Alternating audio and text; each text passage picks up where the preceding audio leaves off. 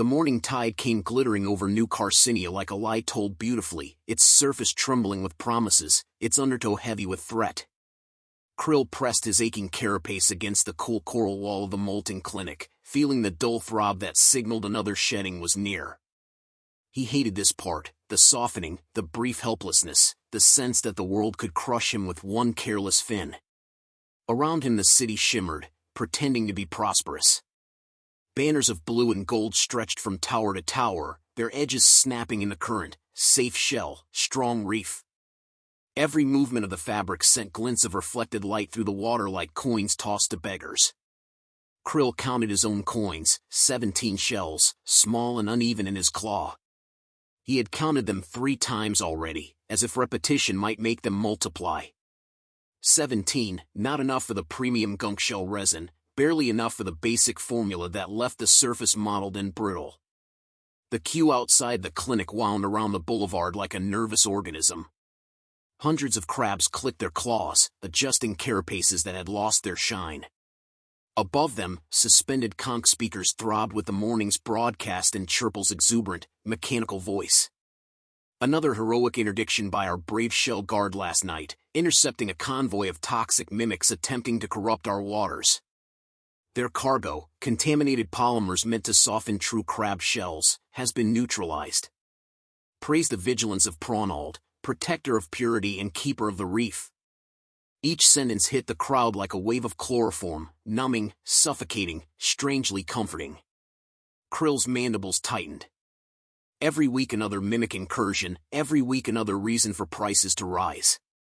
The rhythm of fear was predictable enough to budget around, except that fear never got cheaper. Beside him stood Molly, a dock worker with the same blue-green shell as Krill's own but stained at the seams by cheap resin. Getting steeper again, Molly muttered, brandishing a cracked receipt. They say the premium blend stops the yellowing now. Course they do, Krill answered softly, one learned not to be overheard mocking miracles. The line crept forward until the clinic loomed before them, polished pearl doors framed by chrome, a spiral shell insignia bound in golden chains above the arch. For your protection, read the inscription below. A disturbance rippled through the queue. 3 shell guards in immaculate armor surrounded an old fiddler crab whose single oversized claw shook with age. I paid, the old one protested. Last week, look, here's my certificate. The officer examined the paper with theatrical disgust. Counterfeit resin. Grade D polymer from an unauthorized source. You'll have to purchase legitimate treatment before proceeding.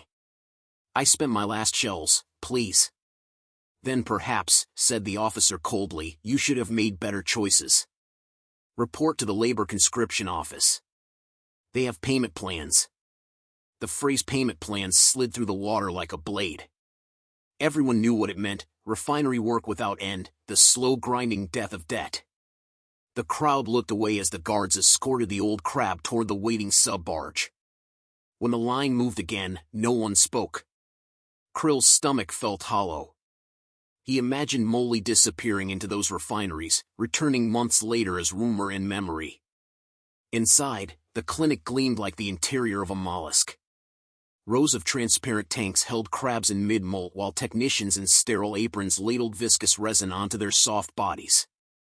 The fluid shimmered with iridescence, oil-on-water colors that promised strength and status. Next, droned a technician at the counter. Krill placed his 17 shells before her. Basic package, she asked without looking up. Yes. No shell shine? No hardness enhancer? No anti-mimic fortification? Each option landed like a hammer blow.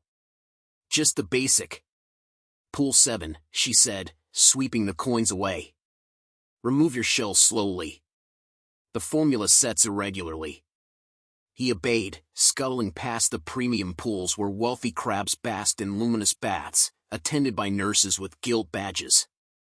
Their shells would harden like coral, his would simply survive. At Pool 7 he saw Molly already immersed. The friend who had spoken moments ago now floated unnaturally still, gray blotches blooming across his carapace. Molly? Krill whispered. No answer. The stains spread like rot on fruit. "Hey," he shouted to the nearest technician. "Something's wrong with him." The crab glanced up, bored. "Shell rot. Happens with outdated blends. He should have upgraded sooner." She made a notation on her chart. "Disposal unit will collect shortly." Disposal. The word echoed through Krill's soft, exposed body. He wanted to tear the tubes from his limbs, but the attendants were already pouring the cold resin over him. It coated him like liquid glass, sealing away warmth and thought. Through the crystal walls he could see New Carcinia rising in concentric tiers, the porcelain throne gleaming at the center where Prawnald ruled, the coral towers of the elite spiraling upward, the gutter markets sinking below in perpetual twilight. Everywhere the same banners, the same slogans, the same suffocating promise. Safe shell, strong reef. The resin hardened. It felt like armor, but also like prison. Krill tried to breathe through the tightening crust and wondered, for the first time, what they were truly being protected from, and what was being kept in. The air vents hummed with sterilized current. Somewhere nearby a cart squeaked as attendants collected Molly's body. A faint smell of decay leaked through the filters. Krill closed his eyes. He pushed his thoughts deep into the secret folds of his mind where the resin could not yet reach. The morning tide had brought promises and lies. By evening, it would bring questions, dangerous ones, and once those questions began to move inside him, no shell would ever be thick enough to contain them again.